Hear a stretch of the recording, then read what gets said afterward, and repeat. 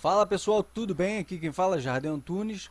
Vou estar passando essa videoaula sobre religião e sociedade e espero poder ajudar vocês a eliminar qualquer pensamento de dúvida e resolver algumas questões que são de suma importância para a nossa sociedade, tá ok? Questões humanas que antecederam as reflexões dos próprios filósofos gregos. De onde viemos, quem somos, para onde vamos quando depois de morrer e para que viemos aqui na Terra. São os pensamentos que todo ser humano racional um dia já se fez, seja teísta ou ateísta. Tudo bem? As primeiras respostas para essas questões mobilizaram reflexões sobrenaturais e o desenvolvimento da concepção do sagrado, que posteriormente desenvolveram também instituições dedicadas às crenças e condutas religiosas. Tá?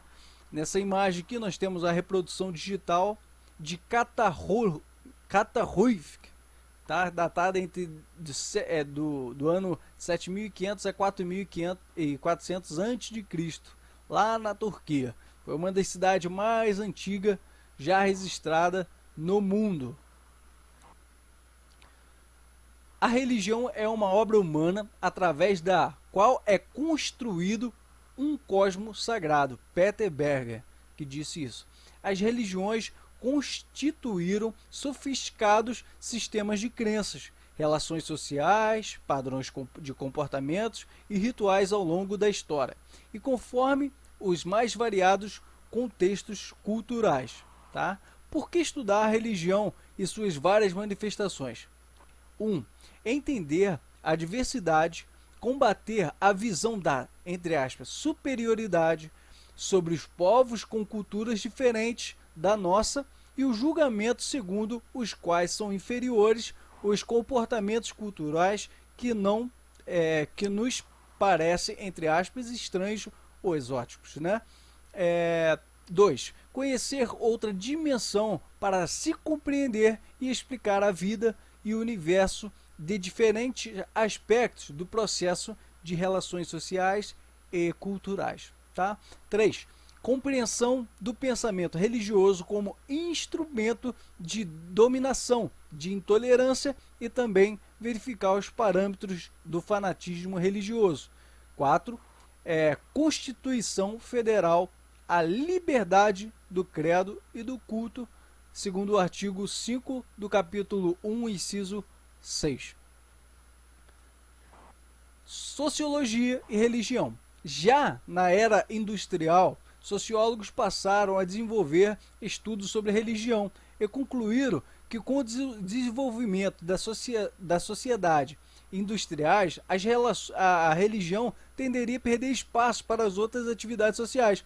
Ou seja, a modernização e a industrialização levaria o que a sociologia denomina de um processo de secularização. Eles pensavam que com o movimento da industrialização, tudo seria uma só religião. Será? Emile Durkheim, eu gosto desse camarada, era um grande pensador. Ele falava o seguinte: a religião teria a função de fortalecer os laços de coesão social e contribuir para a solidariedade dos membros do grupo. Já no século XVIII, se não me falha a memória, veio Karl Marx, hoje bem conhecido pelo povo de esquerda, né? Pelo Decálogo de Lenin. Ele entrou um pouco nessa onda da esquerdista. Né? Ele diz assim: a religião é como um ópio do povo. Ou seja, o ópio é aquilo que alucina, tira a lucidez. Tá? Segundo a lógica de que o povo projeta em seus desejos e no mundo sobrenatural a vida de que deseja ter aqui na Terra. Esta forma de pensar leva à resignação e à aceitação das condições da nossa vida como um destino que não pode ser modificado.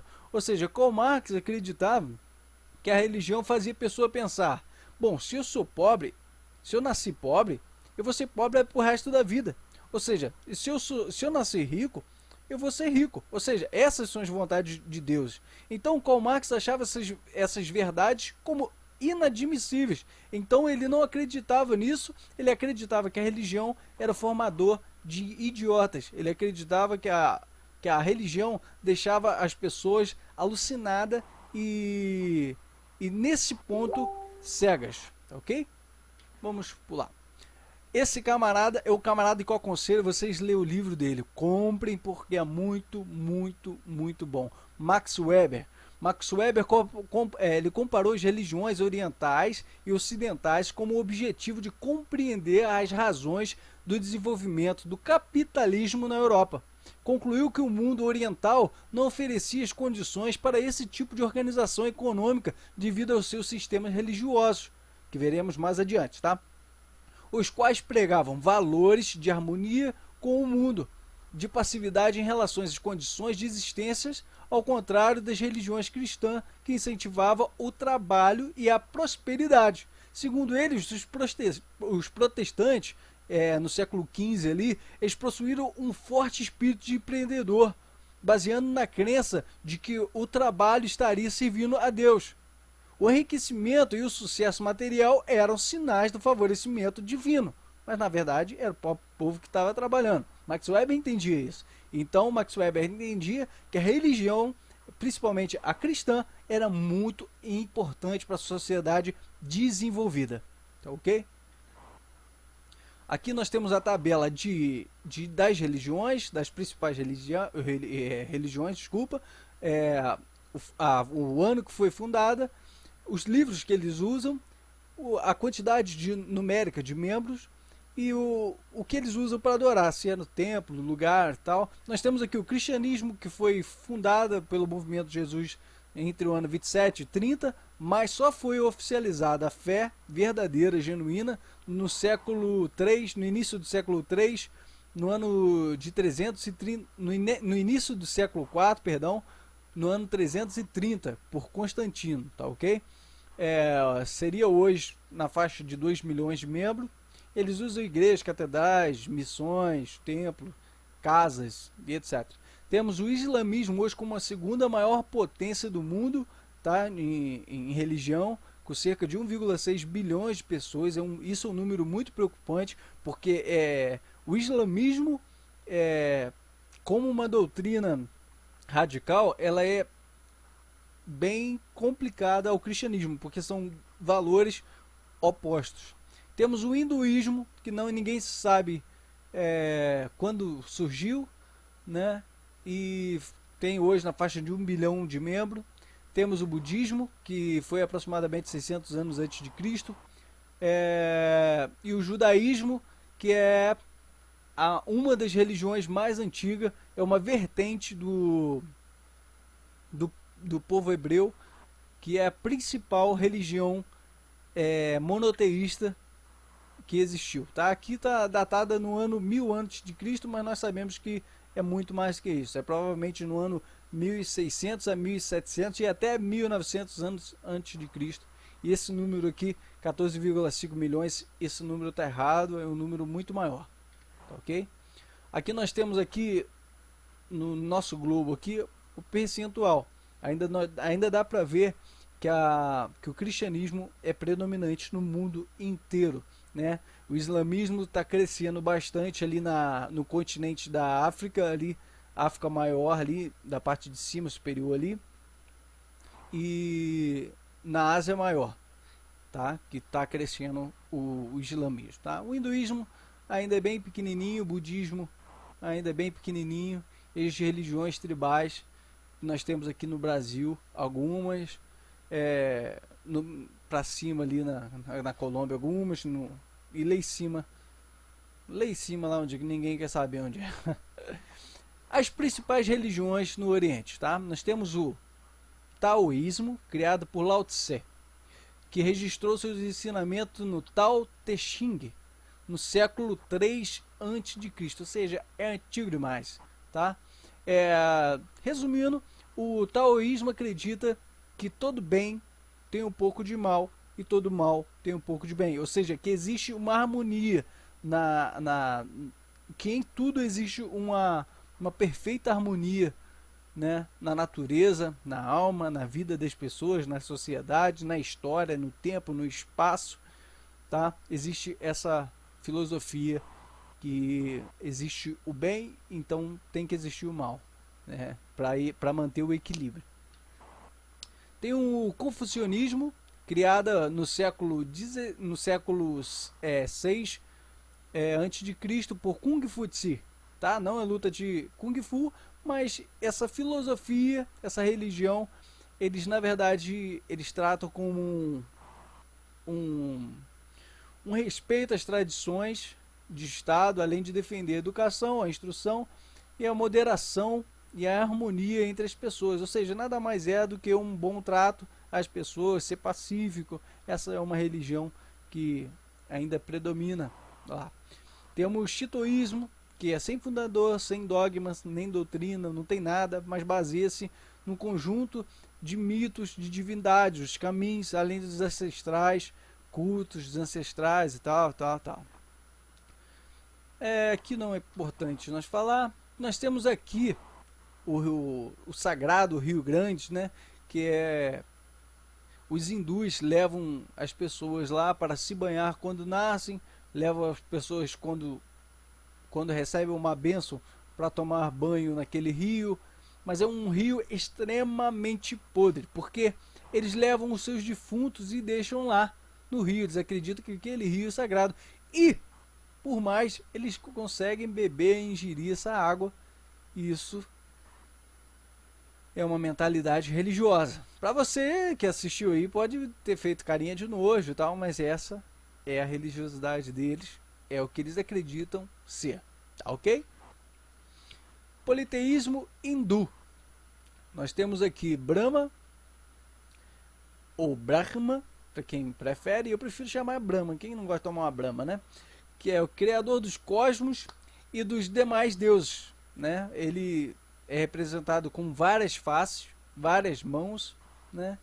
E temos Vishnu, que é protetor da humanidade e tem como várias encarnações terrenas, os avatares. Não é um filme de James Cameron, mas ele tinha vários avatares. Temos Shiva, que é o poder da destruição do ciclo da encarnação. Temos Krishna, o adorável, avatar de Vishnu, que enfrentou vários demônios e ajudou em várias batalhas. Ele era um guerreiro, tá? Nós temos Ganesh, filho de Shiva, e Merhadevi, ou Merhadevi, fonte de prosperidade e fortuna. Temos ali Kali, divindade da morte, como um processo e não como fim. É interessante nós falar de Kali, porque no hinduísmo eles acreditavam que a morte não existia. Eles acreditam que a vida é um ciclo, que começa e não termina. E Kali, ele seria uma figura importante na morte, mas não como um fim, mas sim como um processo de um novo início. Entendeu? Não, né? Nem eu entendi, mas tudo bem. Essa é a mentalidade que uma pessoa hindu tem, tá? Aí temos o Surya, que é o deus do sol, representado pela sabedoria, e está presente, está associado também a Arura, deus da manhã, que é o conduto da carruagem. No início do século 6 a.C., ou seja, 600 anos antes de Cristo, conflitos e absurdos ali dos brahmanes fez o movimento budista crescer, que o Buda traz um novo ensinamento que é um pouco diferente do hinduísmo. Ele traz as rupturas das tradições. Ele fala que a morte não é um processo de ciclo, mas é um processo de libertação da reencarnação. Ou seja, Buda traz o ensinamento que o ser humano, quando morre, na verdade, ele não está voltando àquele ciclo, mas está de reencarnação, mas ele está livre, ele está se libertando da encarnação possível de qualquer pessoa, sem distinção de casta. Ou seja, ele não sabe, é um ser iluminado, que ele acredita que morreu, a pessoa está liberta e vai para um outro plano na qual nós não conhecemos. Esse pensamento de Buda surgiu no ano 600 a.C. Nós temos aqui o judaísmo, que é a primeira grande religião da história, tá? Acredita-se que começou no ano de 1500 com Moisés ali escrevendo, mas nós sabemos que é muito mais antigo, tá ok? Primeira grande religião monoteísta, ou seja, que acredita em um só Deus.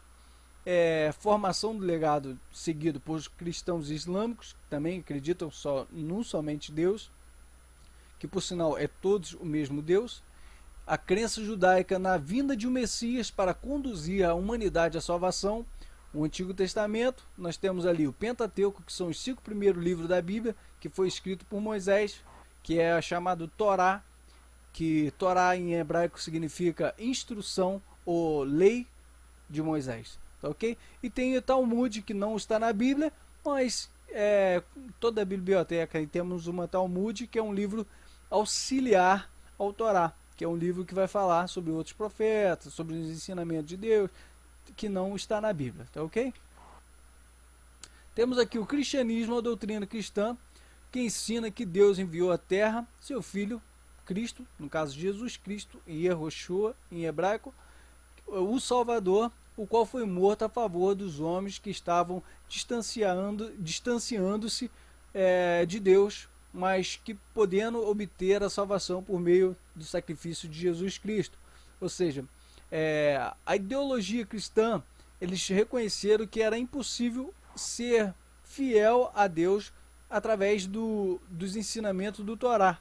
Era impossível obedecer a 630 leis, viver sem quebrar uma daquelas leis. Portanto, eles entendiam que estavam afastados de Deus. E eles entenderam que eles foram resgatados daqueles pecados pela morte do próprio Filho de Deus reencarnado aqui, através da crucificação de Cristo. Esse seria o ponto alfa e da libertação da alma daquelas pessoas, da ideologia daquelas pessoas, tá ok?